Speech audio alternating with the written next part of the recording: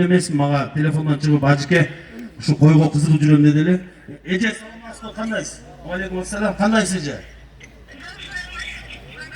Elhamdülillah жақсы Ece siz gronki siyazdasız. Elдің баары sizin sözünüzді угуп атат. Арашан кой кылам деп ниет кылган элеңиз siz жана өзгөндө выставкага келген жоксузбу?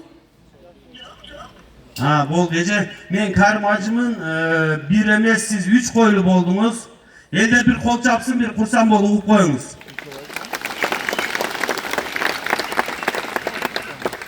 Sile veriniz uğubatağız. Allah'ım dergenine şükür. Sandım dergenlerin dağılığına koyduk orasına. Allah'ım bereket etsin. Bütün bana verip bu dağdan kuran için Allah'ım aşkın deliyle Allah'a gel. Şükür. Amin.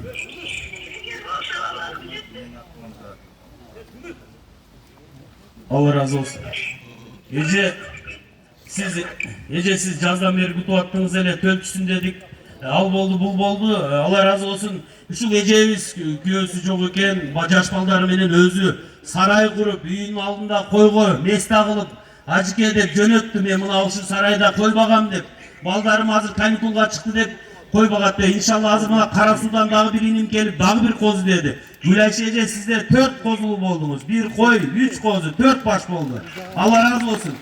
Kırgız elim ушундай берешен бололу. Эжебиз мына ыраазычылыгын аябай ыйлап, рахматын айтып атат. Эжеке, мына лично өзүм бүгүн портерге жүктөп 4 баш козуңузду үйүңүзгө бүгүн жеткирип батаңызды алып кетем Эжеке. Рахмат сизге. Рахмат Эже, элдин баарын сиз ыйлатып атасыз Эжеке. Рахмат. Allah razı olsun. Барып дагы жакшы video съемка кылып элге ушул берген койлорубузду жеткиребиз. Рахмат Эжеке, биз эми бул жакта да выставка жүргүзөлү. Рахмат сизге.